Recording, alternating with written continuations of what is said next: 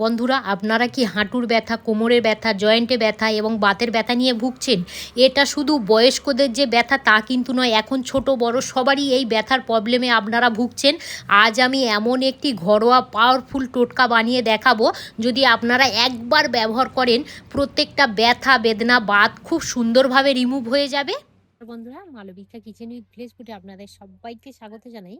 আজ আমি আপনাদের সাথে খুব সুন্দর একটি উপকারী ভিডিও শেয়ার করব। সেটা হচ্ছে, দেখুন এখনকার সময়ে ছোট বড় বয়স্কদের একটাই সমস্যা, সেটা হলো ব্যথা, গাঁটের ব্যথা, জয়েন্টের ব্যথা, ঘাড়ের ব্যথা, পায়ের ব্যথা, গোড়ালির ব্যথা। আজ আমি এমন একটি রেমেডি বানিয়ে দেখাবো, যদি আপনারা একবার ব্যবহার করেন সব ব্যথা সেকেন্ডের মধ্যে রিমুভ হয়ে যাবে। একদম ঘরোয়া রেমেডি। চলুন এবার কিভাবে তৈরি করি দেখে নেব। তো যে উপকরণটা নিয়েছি সেটা হলো পেঁয়াজ। পেঁয়াজ দেখুন আমাদের রান্নাঘরে কম বেশি সবার হাতের কাছেই থাকে। আর এই পেঁয়াজটা নিতে হবে একটু লালি দেখে, অথবা যে পেঁয়াজগুলো দেখবেন একটু ঝাঁঝ বেশি, তো সেই পেঁয়াজটাই কিন্তু নিতে হবে। এবারে যেটা করব, প্রথমত এইভাবে পেঁয়াজের খোসাটা ছাড়িয়ে নিলাম হবে। এই দেখুন। আর পেঁয়াজ তো আমাদের রান্নাঘরে সবার হাতের কাছেই থাকে, অর্থাৎ সবাই কিন্তু আপনারা এই রেমেডিটা বানিয়ে নিতে পারবেন। এবারে যেটা করব, এখানে একটা গ্রেটার নিয়েছি আর এই পেঁয়াজটা ভালো করে গ্রেট করে নেব।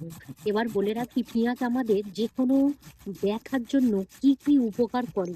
দেখুন, পেঁয়াজের মধ্যে কিন্তু প্রাকৃতিক অ্যান্টি অক্সিডেন্ট থাকে, যা ফোলা বা জ্বালাভাব একদম পুরো রিমুভ করতে সাহায্য করে।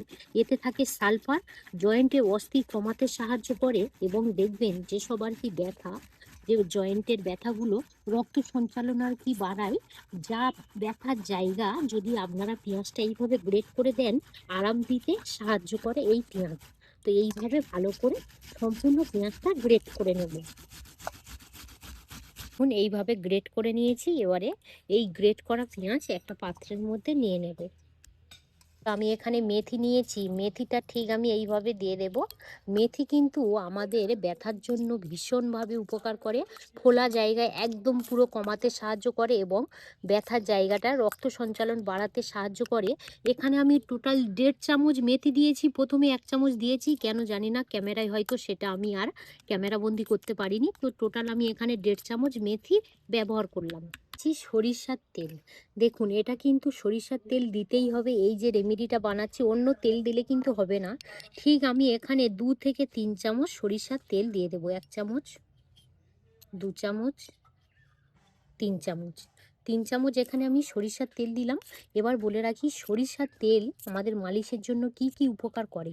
দেখুন, ফোলা জায়গা বা ব্যথা জায়গা দিলে সেই জায়গাটা কিন্তু গরম হতে সাহায্য করে, এবং সেই একই সেম ব্যথা ফোলা একদম পুরো রিমুভ করে দেয়, রক্ত সঞ্চালন বাড়ায়, এবং আরও একটা কথা বলি, পেশি নরম করে, এবং শুষ্কতা জায়গা খুব সুন্দরভাবে নরম সফট রাখতে সাহায্য করে।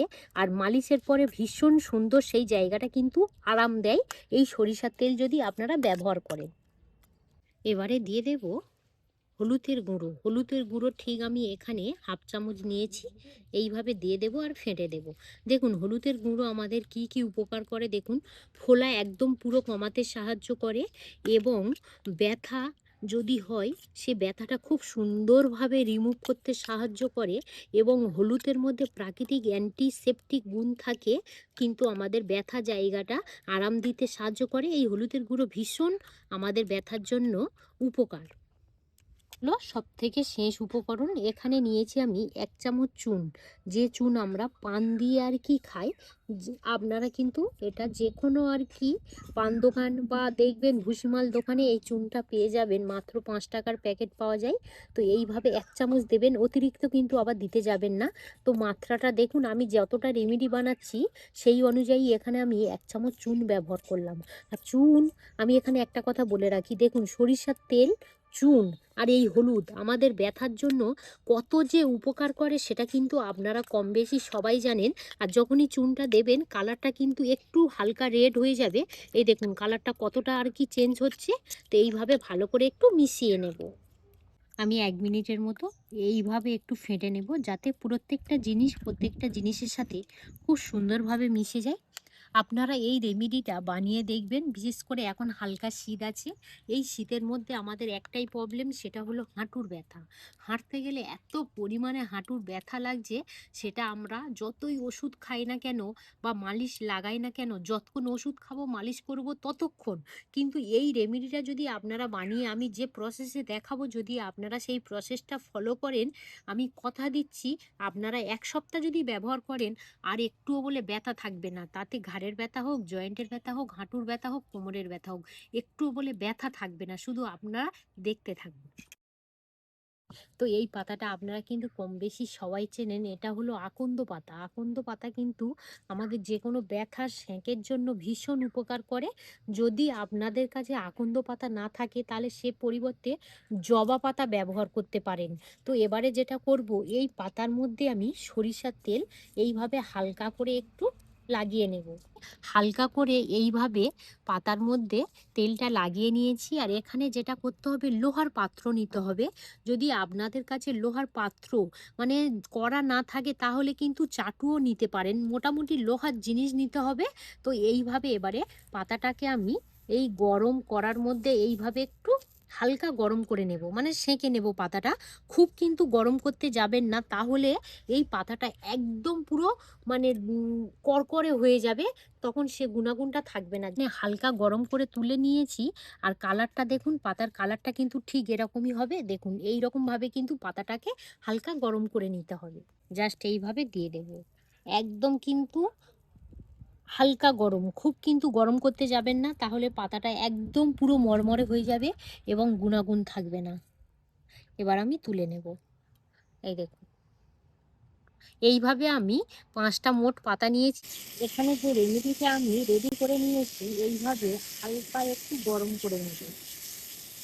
এই দেখুন,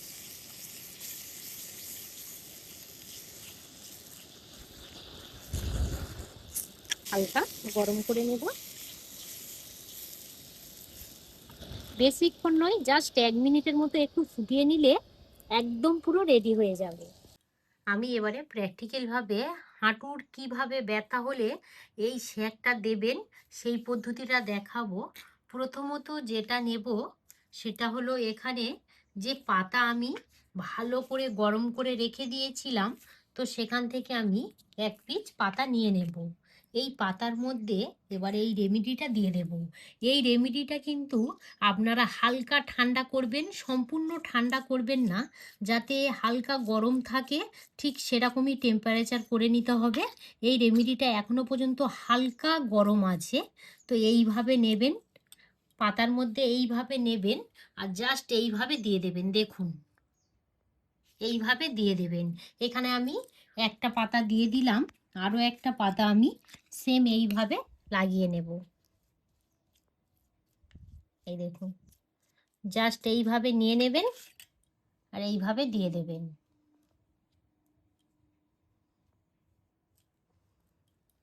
এইভাবে এবারে আলতো হাতে ভালো করে এইভাবে দিয়ে দিয়েছি।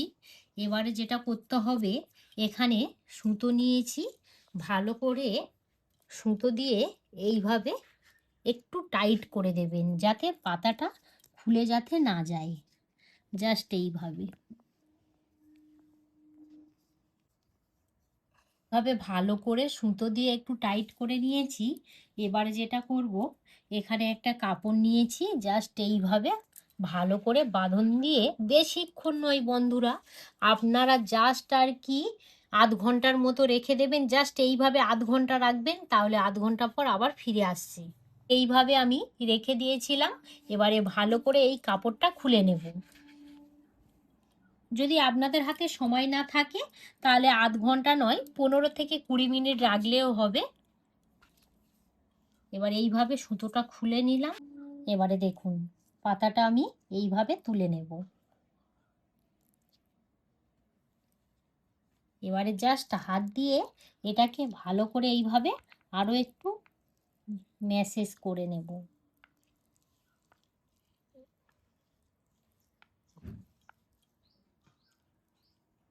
হাঁটুর ব্যথা, কোমরের ব্যথা, জয়েন্টের ব্যথা, ঘাড়ের ব্যথা, সেম এই পদ্ধতিটা করে নেবেন। খুব সুন্দরভাবে ব্যথা যদি ফোলা থাকে একদম চুপসে যাবে, ব্যথা একদম পুরো রিমুভ করতে পারবেন, আর একটুও বলে ব্যথা বা পেন হবে না।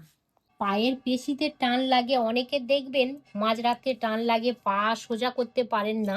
এই রেমেডিটা জাস্ট হালকা গরম এইভাবে পেশিতে ভালো করে একটু ম্যাসেজ করে দিয়ে দেবেন। আরও একটা আমি পায়ের পেশির মধ্যে দিয়ে দেব। এই যে রেমেডিটা দিলেন কেমনভাবে ম্যাসেজ করতে হবে দেখুন, এইভাবে, এইভাবেই কিন্তু ম্যাসেজটা করতে হবে। আলতো হাতে করবেন, খুব গায়ে জোর দেবেন না।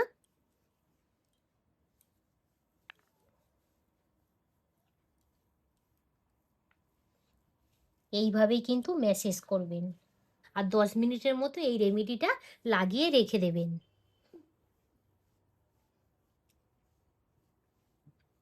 পায়ের মধ্যে টান লাগবে না বা ব্যথা থাকবে না, খুব সুন্দরভাবে পেশিটা একদম নরম হয়ে যাবে। আপনারা তো প্রসেসটা দেখলেন কেমনভাবে এই রেমেডিটা বানিয়ে কিভাবে পায়ের মধ্যে মালিশ করতে হবে, কিভাবে পায়ের মধ্যে লাগাতে হবে। শুধু পা বলে তা নয়, আমাদের দেখবেন হাতের যে গাঁট আছে এই গাঁটে ব্যথা হয়, বা ঘাড়ে। আমি যে মেসেজটা আর কি দেখালাম, মানে যে সেঁকটা দেবেন আপনারা, হাঁটু থেকে শুরু করে কোমর, ঘাড়, গোড়ালি সব জায়গায় কিন্তু আপনারা এই মেসেজটা করতে পারেন। খুব সুন্দরভাবে আপনাদের ব্যথা রিমুভ হয়ে যাবে। আর আমি এই ভিডিওটা বেশি দূর বাড়াবো না। যদি আপনারা ইউটিউব থেকে দেখে থাকেন তাহলে বেশি বেশি করে লাইক শেয়ার করবেন। আর মালবিকা রান্নাঘর ফেসবুক পেজ থেকে দেখে থাকলে পেজটা ফলো করে সাথে থাকবেন। আপনারা সবাই ভালো থাকবেন, সুস্থ থাকবেন, সাবধানে থাকবেন। আরও একটি নতুন পর্ব নিয়ে খুব তাড়াতাড়ি আবার আপনাদের সঙ্গে দেখা হচ্ছে। ততক্ষণে আপনারা আপনাদের খেয়াল রাখবেন। ধন্যবাদ জানাই।